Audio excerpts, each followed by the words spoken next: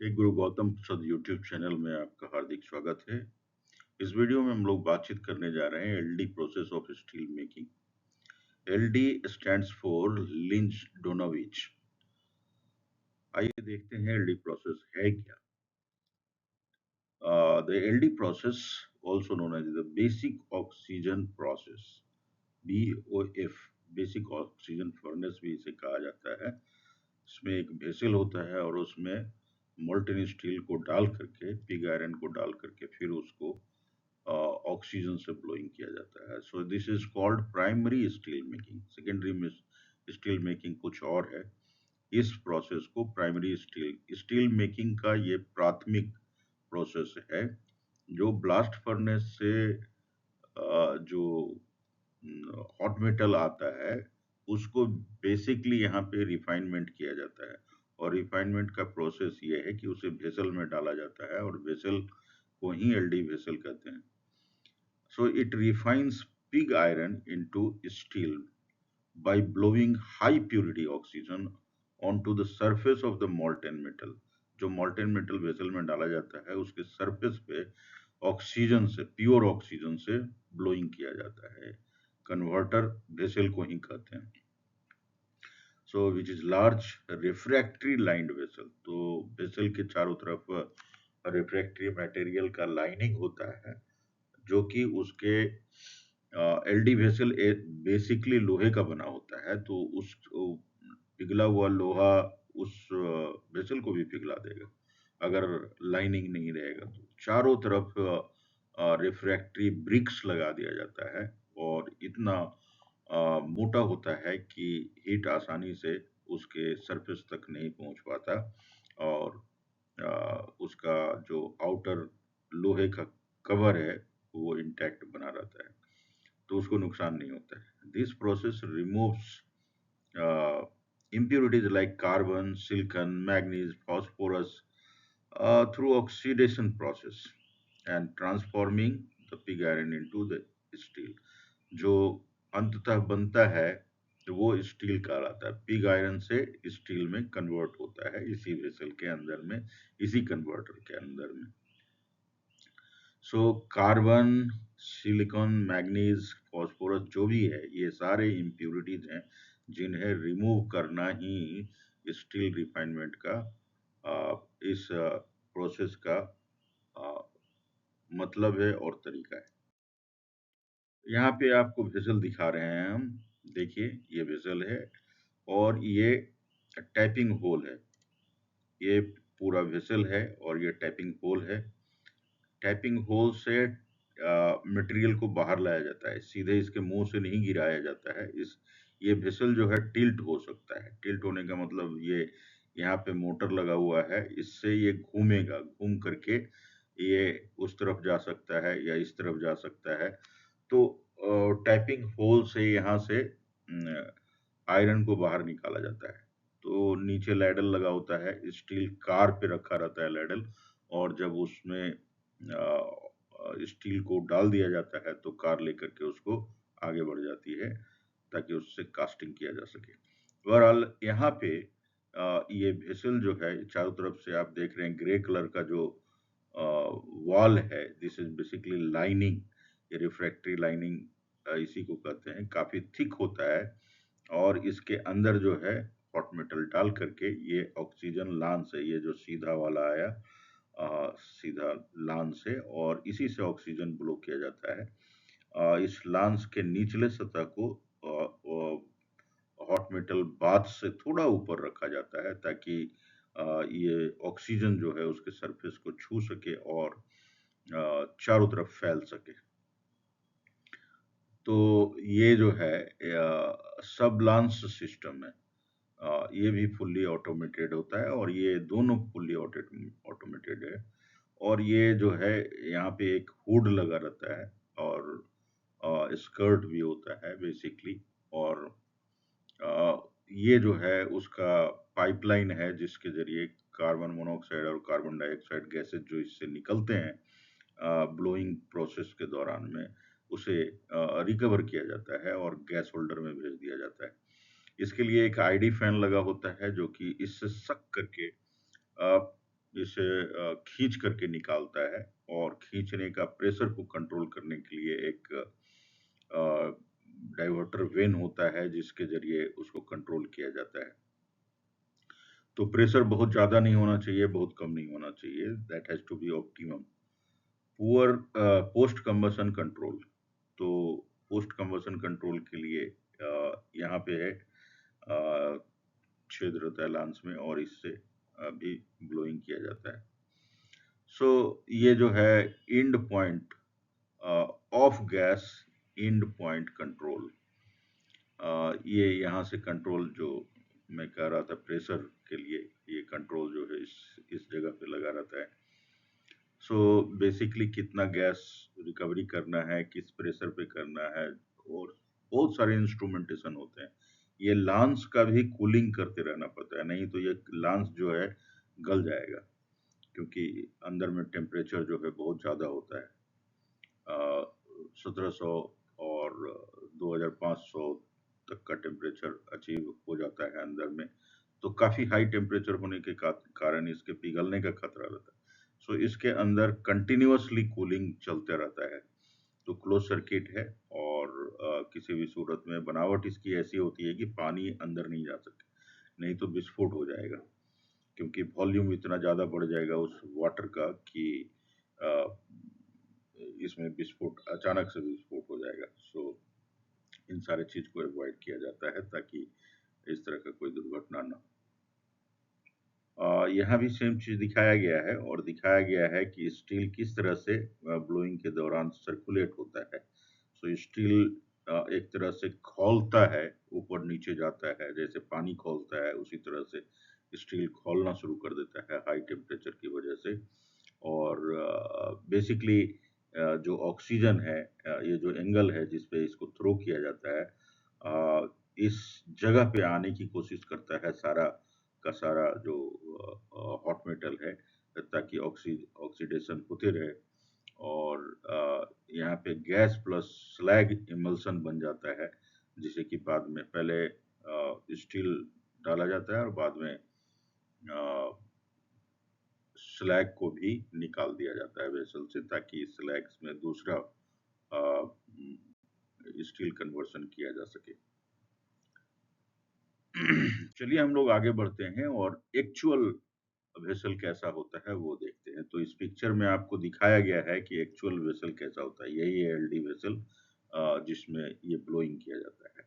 तो कुछ सिस्टम तो आपको दिखाई दे रहा है, ये वेसल है, ये स्कर्ट है और रिकवरी सिस्टम इन सब स्ट्रक्चर्स से ढका हुआ है। तो बेसिकली ये पूरा सिस्टम है जो आपको दिखा रहे हैं। यहाँ पे क्रेन दिखाई दे रहा है आपको, ये क्रेन का स्ट्रक्चर है और ये लैडल को एक पकड़ के रखा है हुक हुक के मदद से। ये स्प्रेडर बीम है और ये रोप के द्वारा, इसे चार्जिंग क्रेन कहते हैं बेसिकली, क्योंकि ये हॉट मेटल को चार्ज करता है वेसल में और बाकी का प्रोसेस जो है ऑटोमेटिक तरीके से with the help of all instrumentation संपन्न होता है। चलिए आगे बढ़ते हैं, देखते हैं और क्या होता है।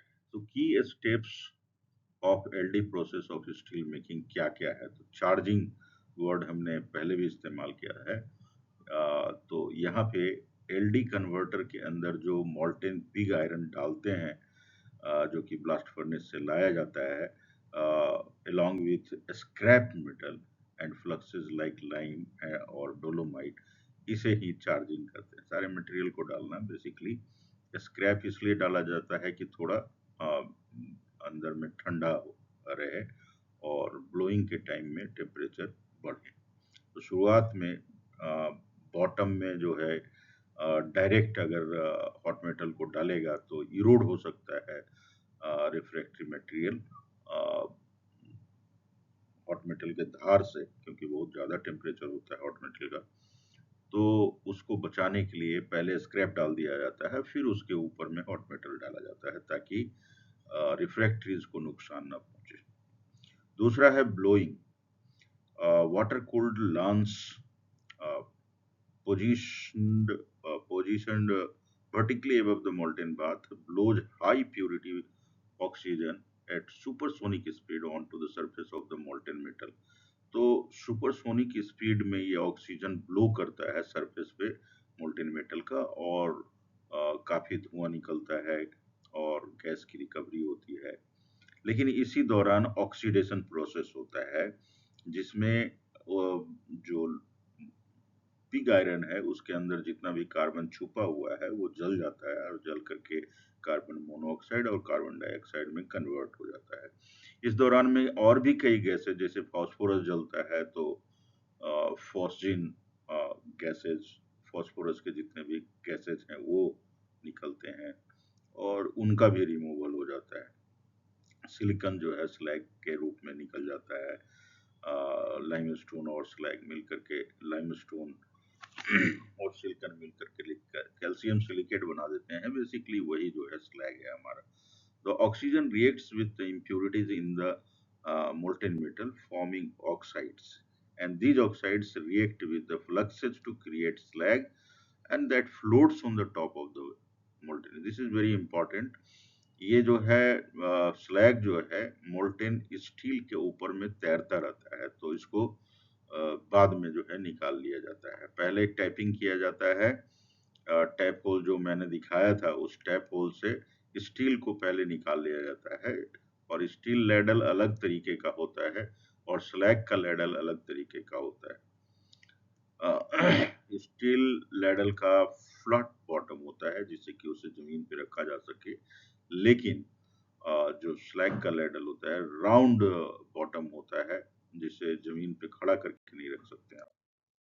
तो चलिए यहाँ की स्टेप्स में चौथा स्टेप है refining process. The process continues until desired carbon content and the other specifications are achieved typically within 20 to 25 minutes.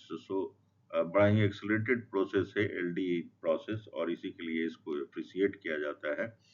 So the process continues until desired content and other specifications are reached. So typically 20 से 25 minute तक blowing के बाद में ये लगभग configuration जो भी हमको चाहिए, जो भी उसका जो कंटेंट चाहिए वो मिल जाता है, और स्टील बन करके तैयार हो जाता है। तो हमें पता कैसे चलेगा कि अचीव हुआ कि नहीं हुआ? तो बेसिकली इसमें से सैंपल निकाला जाता है, और सैंपल निकाल करके एक रैपिड एक्शन लैब होता है, रैक लैब जिसे बोलते हैं, रैक लैब में भेज दिया जाता है, और रैक लैब में उसका एनालिसिस किया जाता है स्पेक्ट्रोमीटर पर, और वो स्पेक्ट्रोमीटर एडवांस क्वालिटी का होता है जिसमें जो बता देता है कि कितना कंटेंट है उसमें किस मटेरियल का, और उसी से पता चल जाता है कि वो जो हम लोग डिजायर्ड ग्रेड ऑफ स्टील बनाना चाहते थे वो स्टील बना कि नहीं बना। तकरीबन 2500 स्टील के ग्रेड हैं। सभी ग्रेड्स को बनाना पॉसिबल नहीं है एक इंडस्ट्री के लिए, तो कुछ जो ज़्यादा बिकने वाले ग्रेड होते हैं उनको लगातार बनाया जाता है। Tapping, once the refining is complete, refining complete हो जाता है तो converter is tilted and then molten steel is poured into the ladle, and while the slag is separately removed through the slag ladles.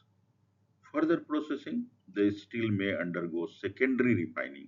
अब देखिए ये जो है primary refining हो गया, एक लेवल को अचीव कर लिया गया, लेकिन कुछ एक जो स्पेशल ग्रेड के स्टील होते हैं, स्पेशल चीजों के लिए जो बनाए जाते हैं, उसमें स्पेशल जो है कंटेंट चाहिए होता है, तो उसमें में भी सल्फर कम चाहिए होता है, फास्फोरस कम चाहिए होता है। तो बेसिकली इन सभी चीजों को रिमूव करके और उसे स्पेशल ग्रेड का स्टील बनाया जाता है। तो एक बीएडी प्रोसेस होता है, वैक्यूम आर्क डिगैसिंग, जिसमें कि बाकी सारे गैसेज को चूस करके निकाल दिया जाता है, और बेसिकली बहुत कम प्रेशर पे उसको जो है खींचा जाता है और खींच करके निकाल देने के बाद में स्पेशल ग्रेड का स्टील बनता है, जो कि काफी महंगा बाजार में बहुत महंगा बिकता है, क्योंकि ये प्रोसेस जो है कॉम्प्लिकेटेड भी है और महंगा भी है, इसलिए प्रोडक्ट का दाम भी महंगा मिलता है। सो ये कास्टिंग प्रोसेस में काम आते हैं ये सब, और इस तरह से इसका बिलेट या स्लैब बना करके कंपनियां जो है इसे मार्केट में बेचती। आइए हम लोग आगे बढ़ते हैं। अब जानते हैं कि key features of LD process of steel making है क्या चीज। तो इसके फीचर्स के बारे में थोड़ा जानकारी ले लें। की फीचर्स में हाई स्पीड एंड इफिशियंसी। जो एलडी प्रोसेस है काफी एफिशिएंट प्रोसेस है और speedy process of steel making है। सेकेंडरी स्टील के बारे में मैंने अपनी बात कंप्लीट नहीं की।